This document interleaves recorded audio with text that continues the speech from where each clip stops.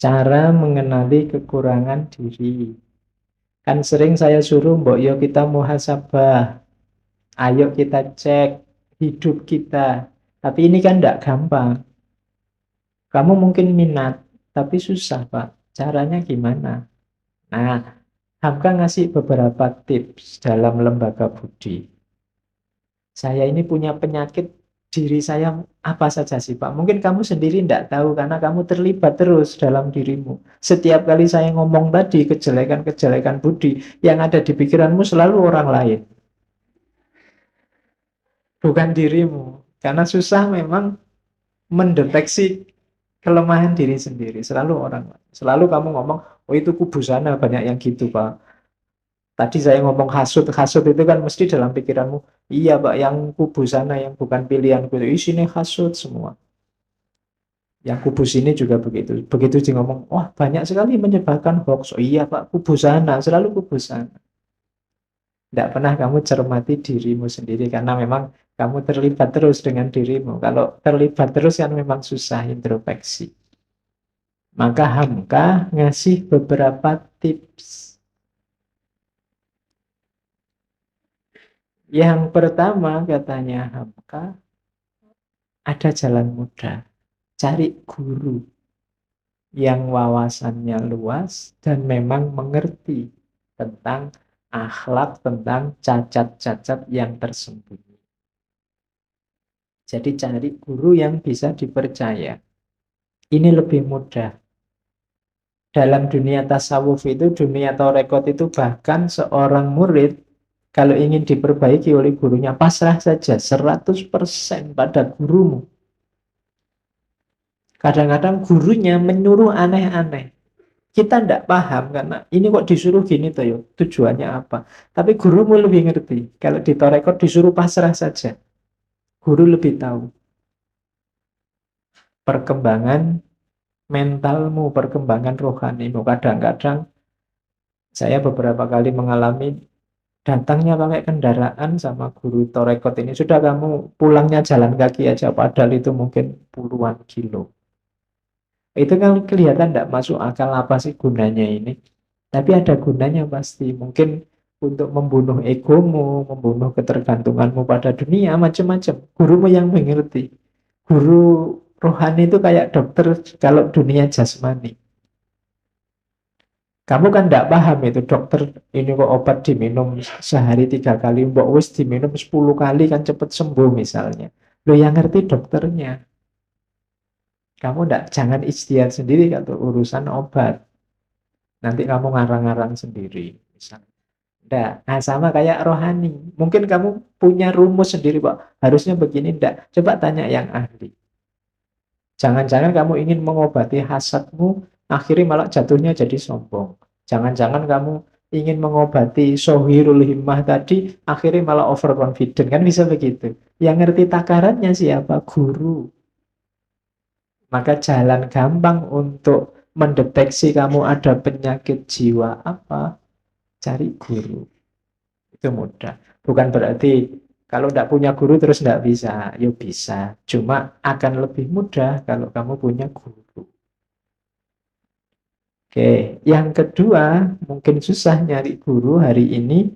Gurunya sibuk nyari sampingan macam-macam sehingga kamu mau ketemu saja susah. Nah, cari sahabat.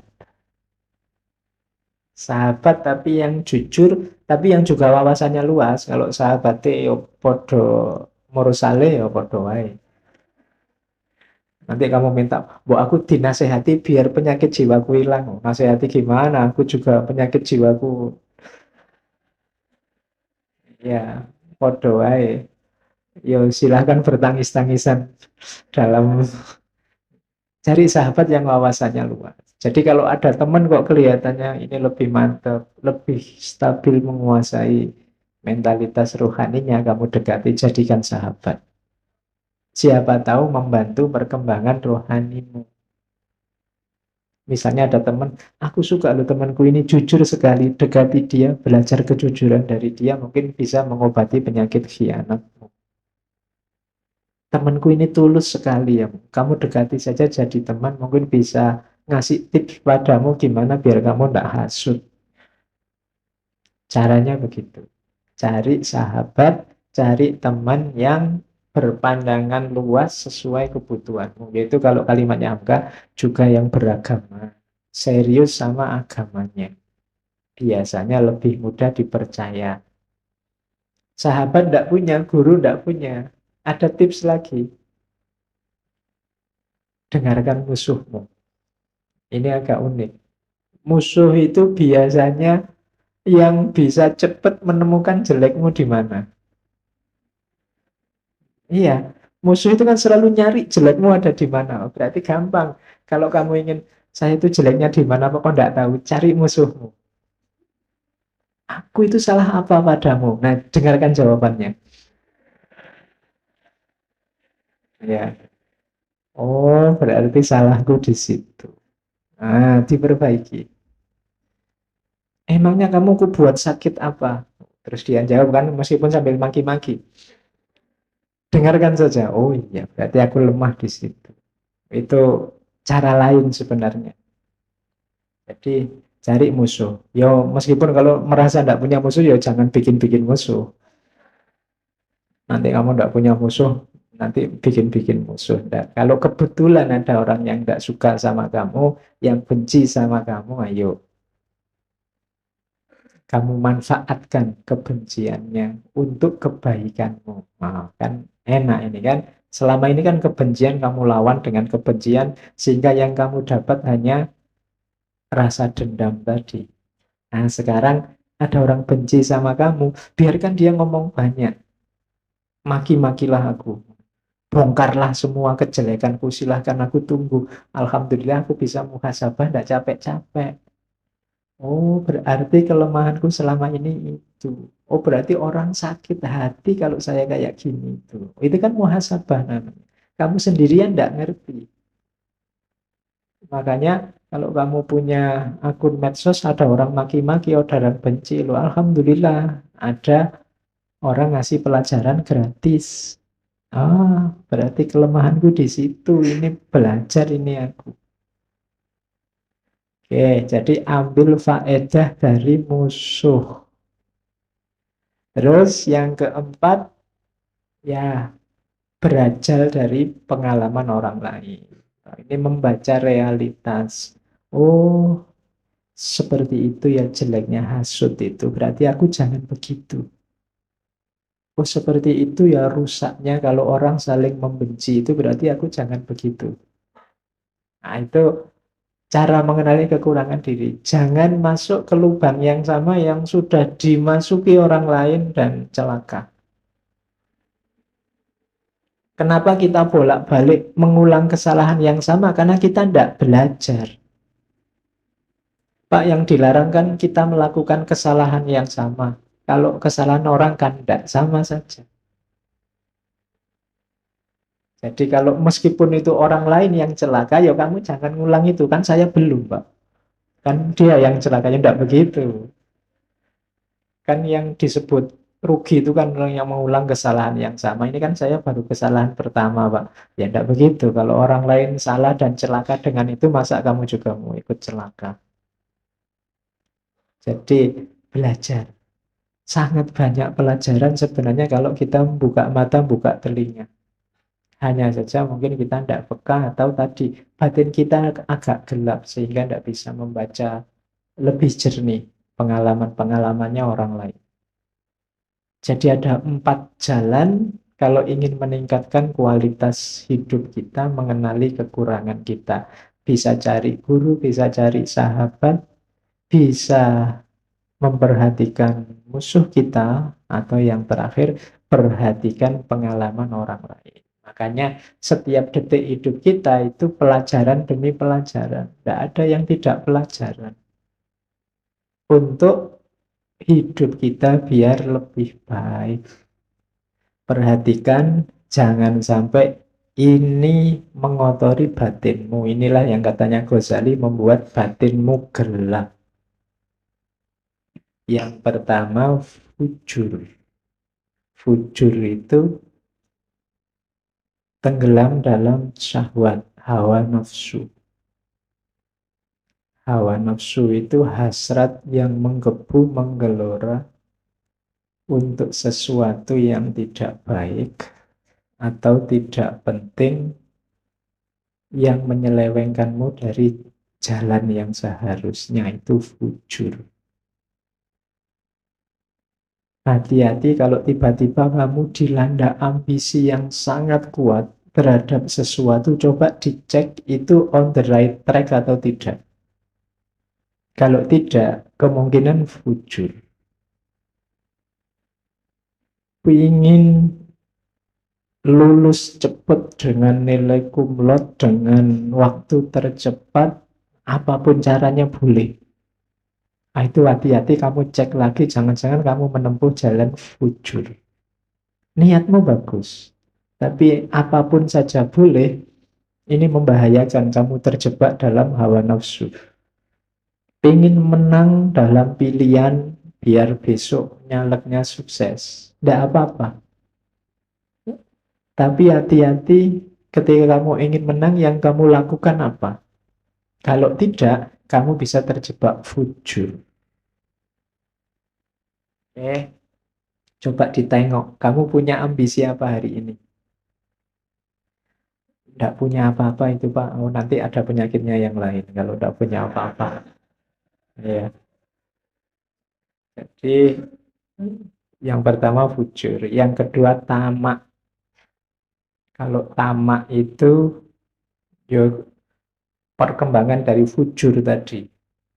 Menginginkan sesuatu yang tidak seharusnya diinginkan. Kalau tadi kan mending. Ada yang diinginkan masuk akal tapi jalanmu salah. Kalau ini yang tidak seharusnya diinginkan, syarah, tamak. Yang ketiga, ini mungkin beberapa di antara kita sering terjebak di sini, tabazzul, katanya Ibnu Arabi, yang dikutip oleh Hamka. Tabazzul itu tidak punya harga diri. Cirinya biasanya suka berteman dengan orang yang moralnya rendah, sehingga dia sendiri ikut rendah. Itu tabazzul. Yo kamu, kalau tadi kan nengok ke dalam, kalau ini coba kamu nengok keluar. Siapa saja yang ada di sekelilingmu? Karakter orang seperti apa di kiri kanan? Yang di dalam ada fujur, ada syarah, yang di luar jangan-jangan ada tabazzul tadi. Kalau ini syafah. Syafah itu mudah tersinggung, mudah marah, mudah mencaci. Hari ini syafah ini kelihatan mungkin tidak dari mulutmu, tapi dari postingan-postinganmu, update statusmu. Mudah tersinggung, mudah marah, mudah mencaci orang lain. Terus khorq. Khorq ini menganggap dia sangat penting. Dunia itu pusatnya ada dalam diriku. Semua orang harus manut aku. Itu khorq. Pokoknya akulah yang paling utama, akulah yang paling penting. Selalu yang dipikirkan kepentingannya sendiri. Pak, mbok ngajinya itu malam minggu gitu loh Pak. Kok malam minggu? Kan pas saya libur. Lihat kamu. Ya kan? Usul selalu berdasarkan kepentingannya sendiri. Di antara pelajaran dari Isra Mi'raj tadi, itu kan kalau katanya Muhammad Iqbal ada namanya kesadaran profetik. Nabi tidak mikir kepentingannya sendiri. Kalau Nabi berpikir kepentingannya sendiri, sudah selesai dengan bertemu Allah di Sidratul Muntaha. Itu kenikmatan paling puncak. Tidak ada lagi yang lebih nikmat dari itu. Kan nikmat bertemu Allah besok yang dinanti oleh seluruh penghuni surga, karena itu kenikmatan paling puncak. Tapi Nabi tidak berpikir dirinya. Nabi masih berpikir tentang umatnya. Nah itu berarti tidak ada khorq. Tidak hanya mikir dirinya, Nabi juga mikir umatnya. Makanya waktu dipuji oleh Allah itu kan waktu kita lahir akhir kan at-tahiyatul mubarakatus sholawatut thayyibatu lillah. Terus Allah menjawab, Assalamu alayka ayuhan nabiyyu wa rahmatullahi wa barakatuh. Tapi Allah menjawab Assalamu alayka ayuhan nabiyyu wa rahmatullahi wa barakatuh. Terus Rasulullah tidak egois, malah Rasulullah membawa umatnya assalamu alaina wa ala ibadillahis sholihin. Ini percakapan antara Allah dan Rasulullah. Itu berarti apa? Nabi tidak egois. Tidak mentang-mentang wis aku wis sukses sudah ketemu Allah, apalagi yang aku cari, buat apa capek-capek balik. Wong Nabi ini sedang berat-beratnya hidup setelah ditinggal Khadijah, ditinggal Abu Thalib. Dakwah sendiri dilempari batu. Ujiannya luar biasa, bahkan ada riwayat yang mengatakan ujian paling ringan saat itu yang dihadapi oleh Rasulullah adalah satu ketika beliau keluar dari rumah, dicegat oleh orang Quraisy, terus kepalanya ditaburi pasir.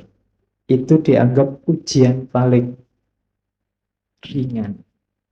Saya tidak tahu kalau kalian keluar rumah dicegat orang, kepalamu ditaburi pasir, itu mungkin celuritnya keluar. Tapi kalau Rasulullah tidak. Bahkan waktu dilempari batu di Taif itu, malaikatnya aja sampai tidak kuat. Katanya malaikat, Rasulullah kalau kamu mau, bumi Taif saat ini juga aku balik. Jadi hancur semua Taif, orangnya masuk liang lahat semua. Tapi jawabannya Rasulullah, ya jangan. Katanya Rasulullah, mereka itu begitu karena tidak tahu. Makanya Nabi malah mendoakan, Allahumma hdi qaumi fa innahum la ya'lamun. Ya Allah, beri hidayah kaumku, mereka itu tidak tahu. Jangan disiksa, orang tidak tahu kok. Nah itu Rasulullah mikir umatnya, tidak hork. Kan hari ini banyak orang yang difikirkan dirinya sendiri, terus tidak kosawah, tidak benci dan dendam. Ini juga yang kita susah. Kita biasanya suka sekali memelihara kebencian. Kalau sudah benci sama orang, kapanpun dan dimanapun dibawa kemana-mana. Wong kita memelihara kucing aja ditinggal di rumah, tapi memelihara kebencian kemana-mana kita bawa. Kok yuk ditinggal sekali-sekali. Tapi kebencian dan dendam ini kita bawa terus. Itu kosawah. Apa sih untungnya kamu membawa kemana-mana benci dan dendam itu? Tidak ada untungnya selain kamu sendiri yang berat. Wong yang kamu benci itu tidak tahu kamu serepot itu membawa-bawa dirinya kemana-mana. Jangan-jangan yang kamu benci sedang senang-senang. Kamu sumpek terus dalam hatimu. Jadi kamu sibuk sendiri, sumpek sendiri, KO-KO sendiri. Tidak, jangan kau sawah. Terus qadar itu memungkiri janji, mengkhianati ampunan. Kalau qadar itu sudah dimaafkan, berkhianat lagi. Ini penyakit budi yang agak parah. Tadinya salah dimaafkan, tadinya keliru dimaklumi, balik lagi. Itu budi yang cacat. Janganlah ya, kalau sudah dimaafkan ya, kalau bisa jangan diulang. Terus khianat, kalau ini kita paham. Menyalahi amanah. Membuka rahasia juga termasuk akhlak tercela. Hati-hati. Sekarang hari ini orang itu tidak hanya membuka rahasianya orang lain, tapi dengan sukacita membuka rahasianya sendiri. Kalau tidak percaya, mau tontonan postingannya teman-temanmu itu. Mau sekedar makan di angkringan aja diposting, cekrek. Terus menu siang ini, kan kamu gitu selalu. Itu bongkar rahasianya dewe. Kadang-kadang mau kemana itu posting. Oke, jangan ya, eman-eman. Hidup itu jadi menarik ketika ada misteri-misteri. Kalau terbuka 100% itu tidak enak. Kalian yang punya pasangan, perhatikan rumus ini. Loh iya, kalau kamu sedang masih ada misterinya, masih ngejar-ngejar, itu kan masih, wah ini tidak tahu aku, dia itu senang bener sama aku apa enggak, itu kan kamu masih penasaran. Tapi begitu diterima, selesai, tidak menarik lagi, sudah selesai. Jadi biarkan dirimu ada misteri-misterinya dikit gitu loh, jangan terlalu diobral. Jadi itu rumusnya. Jangan langsung diiyani kalau dikejar. Rada dikasih PHP dikit-dikit tidak apa-apa. Biar penasaran ngejar-ngejar. Meskipun besok sudah jadi, usahakan masih ada yang dikejar-kejar, ada yang misteri. Bahkan agama itu menarik. sampai hari ini, itu karena masih banyak misterinya. Kamu kan masih penasaran kira-kira surga besok itu ada benar apa enggak, neraka ada benar apa enggak. Bahkan kamu penasaran yang bunuh diri jadi teroris itu ketemu bidadari benar apa enggak. Itu kan misteri-misteri. Itu yang sampai hari ini orang masih. Kalau terbongkar semua misterinya itu bisa gawat. Besok orang, kalau surga cuma kayak gitu, tak bikin sendiri surga sekarang, bisa begitu. Tapi justru agama itu membuat kita terikat karena banyak misterinya. Oke. Jadi jangan mudah membongkar rahasia dirimu sendiri atau rahasianya orang lain. Takabur ini pasti. Biangnya semua kerendahan budi itu kesombongan. Kemudian khobas. Niat jahat, niat saja kalau bisa jangan. Awas kau, hati-hati. Enggak usah begitu. Itu sudah niat jahat. Lihat saja 3 tahun yang akan datang. Enggak usah pakai begitu. Enggak usah dilihat 3 tahun. Sekarang aja yang enak-enak, ayo bareng-bareng. Obas namanya, nggak usah niat jelek. Bahil juga jangan. Juben, pengecut, jangan. Pengecut itu nggak berani ngambil resiko. Hasad, ini kita sudah tahu. Jelek hatinya. Ingin orang lain susah. Kalau ada orang lain seneng, dia sumpah. Itu hasad. Susah lihat orang lain seneng, seneng lihat orang lain susah. Itu berarti hasad. Hari ini tidak sadar kita sering hasad. Khususnya pada orang yang beda dengan kita. Termasuk yang beda pilihan dengan kita. Kalau kubu sana jelek, alhamdulillah. Ya kan? Kamu kan gitu setengahnya. Oh, bener toh? Nah, kamu mesti gitu. Itu namanya seneng lihat yang lain jelek. Dan susah kalau lihat yang lain baik. Sebenarnya diam-diam di hatimu ada rasa hasut. Dan kita disuruh berdoa untuk berlindung dari orang-orang yang hasut ini. Di surat Al-Falaq. Ya kan? Wa min syarri hasidin idza hasad. Karena orang hasad ini merugikan dalam hidup kita. Yang selanjutnya jasa. Jasa ini kayak juben. Tidak berani susah, tidak berani menghadapi resiko. Nah, yang tadi saya bilang males-malesan itu juga penyakitnya budi. Namanya sohirul himmah. Keinginanmu apa? Cita-citamu apa? Enggak tahu Pak, saya mengalir saja. Nah, ini penyakit budi juga. Ya, kamu harus tahu. Hidup itu dalam kuasamu. Jangan mengalir saja. Arahkan ke yang baik-baik sesuai yang kamu tahu. Lakukan yang bagus-bagus sesuai keinginanmu. Jangan sohirul himmah. Harus punya target. Syukur-syukur lengkap. Jangka pendek saya ingin ini, jangka panjang saya ingin itu, jangka menengah saya ingin ini. Itu lebih bagus. Ada himmah. Untuk urusan agama, Pak, saya ingin 5 tahun ke depan saya sudah bisa rajin sholat tahajud, hafal surat Yasin bisa. Nah, itu namanya target. Kalau untuk urusan studi, saya ingin 2 tahun lagi lulus, karena kalau enggak mesti DO. Nah, terus untuk lola, ya caranya begitu. Jangan sohirul himmah, ndak punya karep. Kelemahannya anak muda hari ini banyak yang tidak jelas. Cita-citanya apa, keinginannya apa. Dan yang terakhir, al-jaur. Kalau ini berlebihan, ya baik sih, cuma apa-apa itu ada kadarnya. Harus tahu takarannya. Jangan over. Semua yang over itu jelek. Termasuk kebaikan. Ada beberapa kebaikan yang kalau over ya jelek. Islam itu suka keseimbangan. Nabi Muhammad itu mengkritisi kalau ada sahabatnya yang sholat terus ibadah terus, itu dimarahi sama Nabi. Yo sholat, yo istrimu diopeni, yo ya kerja. Jadi imbang antara dunia akhirat. Keseimbangan ini menunjukkan bahwa kita jangan berlebihan. Akhirat ya, dunia ya. Oke. Jadi ini penyakit-penyakit budi menurut Ibnu Arabi yang dikutip oleh Hamka. Jadi cara paling gampang untuk belajar budi ya cari penyakitnya. Yang tidak ada ini berarti insya Allah masih tergolong baik. Kan gitu. Oke, terus temukan makna, sisihkan melankolia dari kesedihan. Keluarlah jalan-jalan. Jangan di kamar saja, jangan sumpah saja. Ayo keluar.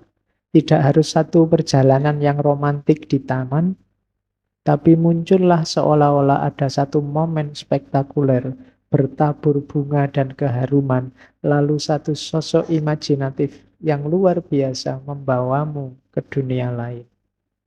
Keluarlah kamar, bayangkan sudah semua orang menyambutmu, bayangkan kamu disambut dengan bunga-bunga, bayangkan aja, enggak apa-apa.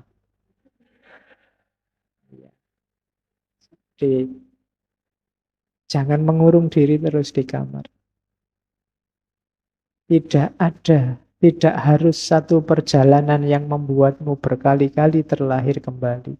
Temukanlah makna yang tidak pernah terbayangkan oleh kepala siapapun yang lain. Jangan takut menghabiskan waktu bersama dirimu sendiri. Tidak peduli nanti menemukan makna atau tidak. Curilah waktu dan berikan sepenuhnya secara eksklusif kepada dirimu sendiri. Nikmatilah hidupmu, bahagiakan dirimu. Curilah waktu. Hari ini orang menyebutnya me time. Ya, tak ngerti isinya apa me time itu. Pokok intinya senangkan dirimu. Harus ada waktu untuk itu. Nikmatilah privasi dan kesendirian. Itu bukan berarti membuat dirimu antisosial atau menolak dunia, namun engkau perlu bernafas dan perlu menjadi dirimu sendiri. Hidupmu mungkin berat, sumpek, isinya tekanan demi tekanan. Orang tua tanya kapan lulus, dosen ngasih tugas makalah ndak selesai-selesai, duit habis, temenmu cerewet, itu kan tekanan demi tekanan. Kamu isinya stres terus. Keluarlah jalan-jalan. Nikmati hidupmu. Beri kesegaran untuk hidup. Engkau diberi Allah amanat pertama-tama itu kan ya tubuhmu sendiri. Jiwa dan raga. Jangan dibikin susah. Harus ada waktu, ambil nafas, dan menikmati diri. Jangan mau ditaklukkan oleh dunia yang absurd. Carilah makna. Ketemu syukur, tidak ketemu, nikmatilah hidupmu. Kan gitu. Syukur-syukur kamu ketemu makna yang tidak pernah orang lain ketemu yang kayak gitu dan kamu dapatkan. Nah, itu sarannya kamu. Jadi dia hidupnya sejak kecil sumpek, maka dia tahu cara menyemangati orang untuk tidak menyerah menghadapi banyak kesulitan. Di tengah-tengah kebencian, kutemukan dalam diriku cinta yang tidak terkalahkan. Di tengah-tengah air mata, kutemukan dalam diriku senyum yang tidak terkalahkan. Di tengah-tengah kekacauan, kutemukan dalam diriku ketenangan yang tidak terkalahkan. Aku sadari melalui semua itu bahwa di tengah-tengah musim gugur, kutemukan dalam diriku musim panas yang tidak terkalahkan. Dan itu membuatku bahagia. Karena apapun yang terjadi, betapapun kerasnya dunia ini menekanku, dalam diriku ada sesuatu yang lebih kuat, sesuatu yang lebih baik, yang melawan balik, menekan. Itu Ngirim surat cintanya unik ya. Tapi isinya dalam. Ini membuat orang jadi tangguh. Dunia ini memang absurd. Banyak sekali kebencian, banyak sekali air mata, banyak sekali kekacauan.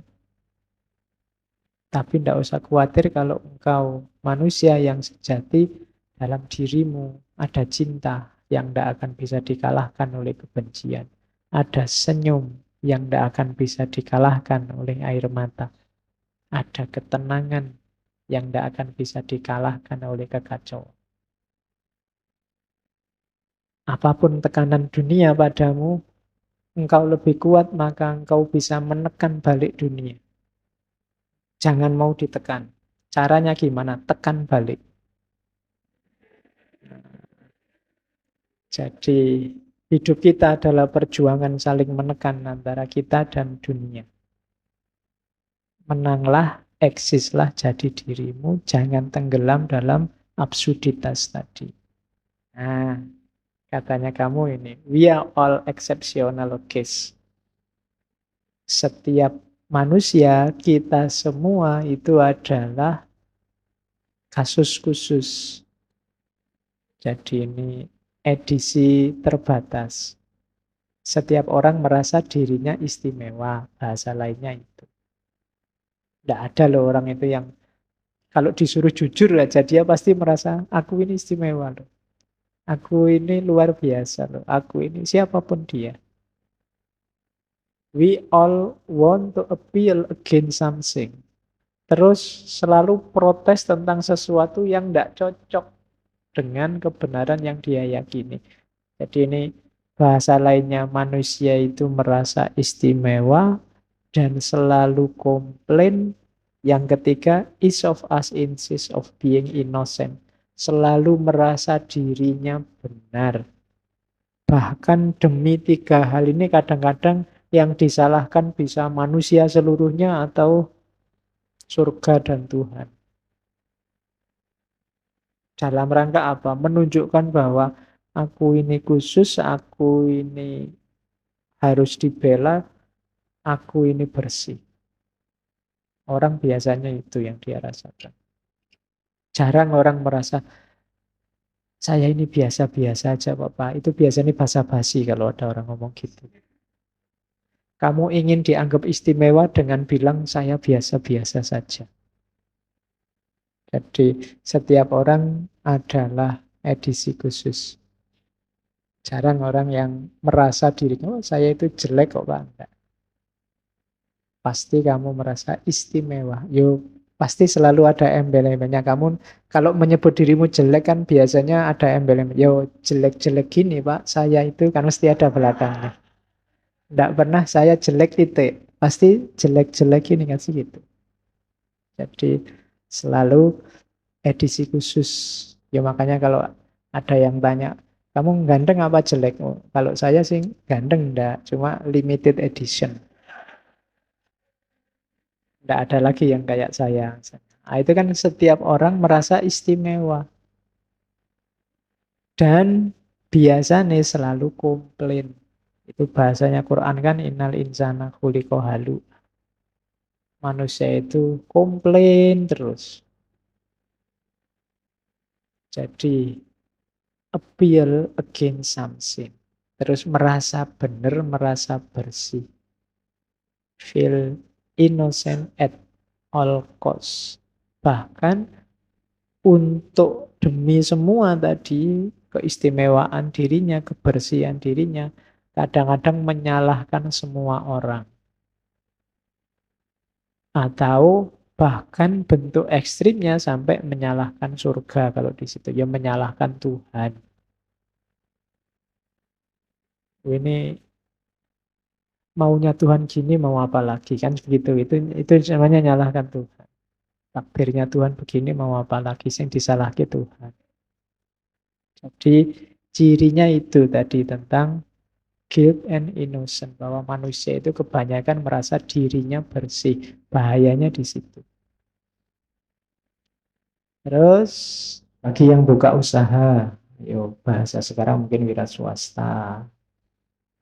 Ingin kalian jadi majikan sendiri, buka usaha apa, perhatikan budi ini. Jadi moral itu selain demi kualitas usahamu juga kalau dalam agama ada namanya barokah. Jadi mungkin untungnya secara kuantitas jadi kecil, tapi barokah. Untungnya kecil, manfaatnya lebih besar daripada kuantitasnya. Yang kamu rasakan dalam hidupmu atau dalam hidupnya orang lain. Itu namanya barokah. Di antara jalannya agar usahamu barokah, penuhi budi-budi ini, akhlak-akhlak ini kalau menurut Hamka. Yang pertama ilmu, itu pasti ya. Kalau tidak ada ilmu ya tidak mungkin kamu buka usaha, jangan nekat. Tidak ngerti ilmunya. Kalau main komputer, main HP tidak bisa ya jangan buka usaha reparasi handphone. Itu namanya bunuh diri. Ya, jadi harus tahu ilmunya. Yang kedua percaya diri, pasti ya. Harus pede. Kalau masih ragu-ragu, dimantapkan lagi niatnya dan kepercayaan dirinya. Yang ketiga niat, kemauan. Yang keempat manajemen waktunya diperbagus.